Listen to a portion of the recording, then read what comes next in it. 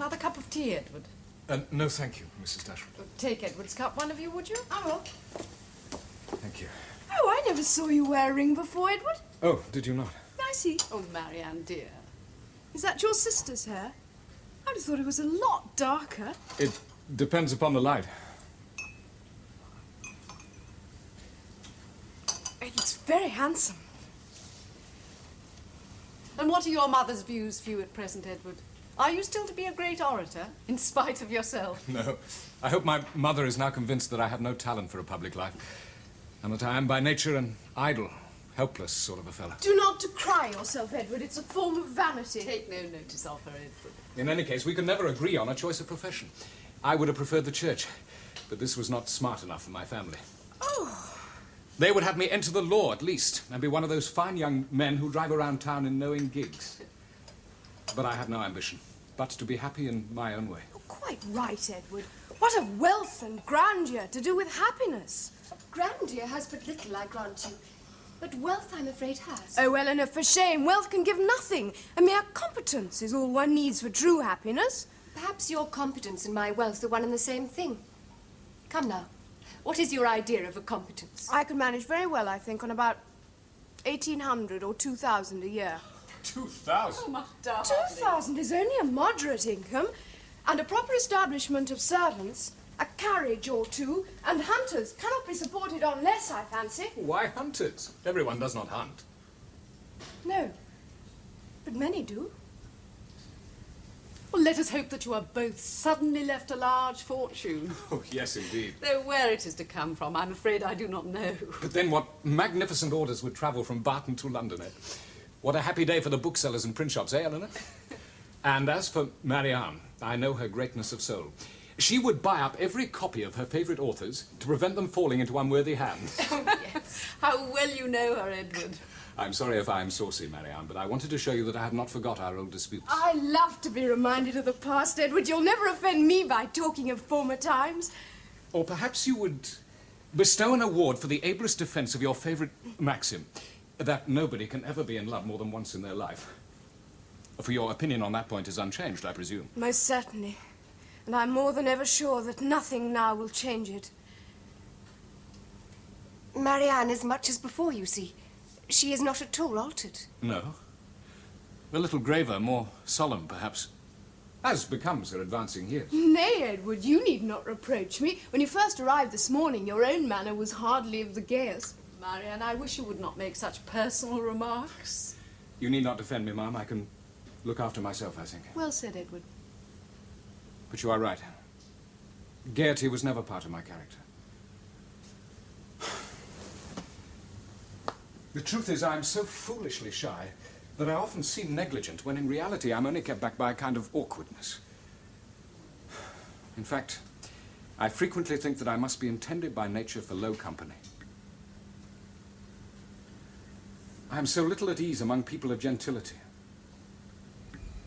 There are times when I share your aversion. But Marianne hasn't shyness to excuse her. No, indeed. She knows her worth too well for false modesty.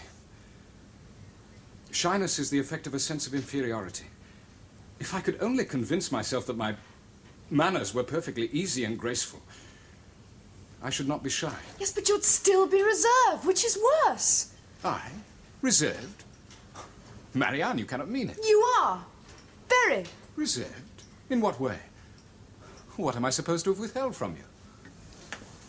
Edward! Marianne calls everyone reserved, who doesn't talk as much as herself, or go into fine raptures at the slightest provocation. No, indeed, I do not. Oh, Mary! One moment, my dears. Oh, he's in, man. Oh, God. Sir John Middleton, our neighbour from Barton Park. Oh, no, not coming here. Are the Middletons pleasant people? Oh, no, not at all. Oh, Marianne, how can you be so unjust? You're always welcome, sir.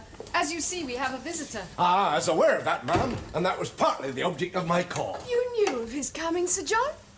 Then you knew more than we did. Our news travels fast in these parts, Miss Marianne. You'd be surprised. May I introduce Mr. Edward Ferrars, Sir John Middleton? Sir.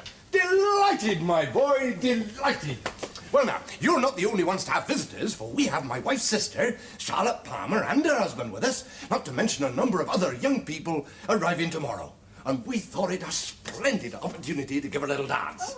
Oh, just a few of our closest friends, and that means all at Barton Cottage, including this young gentleman over here, of course. How kind, Sir John, eh, girls? I'm afraid, sir, you will have to leave me out of your reckoning. I have to move on early tomorrow morning. Oh, come, sir, this will not do. Cannot you postpone your departure until another day? I'm afraid not, Sir John. I have business which makes it absolutely necessary for me to leave. Much as I should prefer not to. Well, have you young ladies no influence upon it? None, I'm afraid, Sir John. Oh, very well, then. But we shall be confoundedly short of young men by the looks of it. Oh, I wish with all my heart young Willoughby was still here. Why, he's as good as half a dozen fellows in himself, is he not?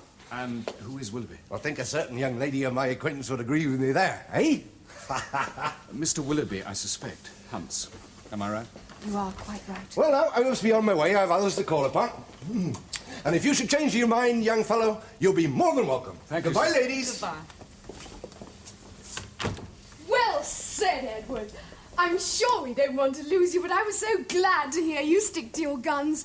Really, the rent of this cottage is said to be low, but we have it on very hard terms. If we have to dine at the park every time there's anybody staying either with them or with us.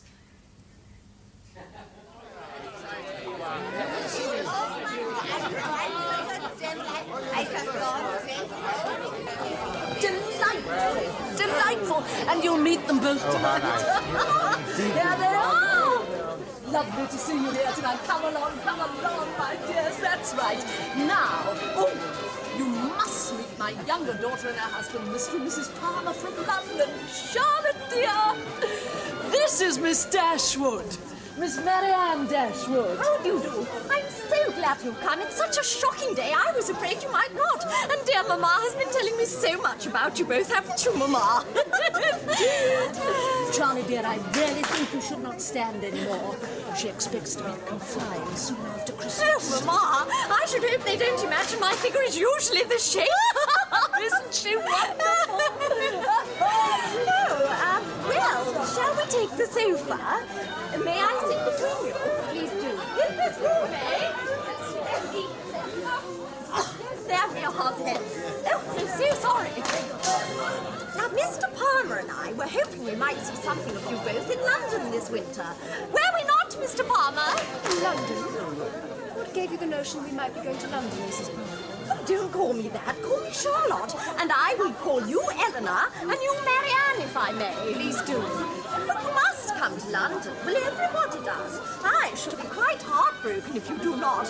And so will Mr. Palmer, won't you, my love?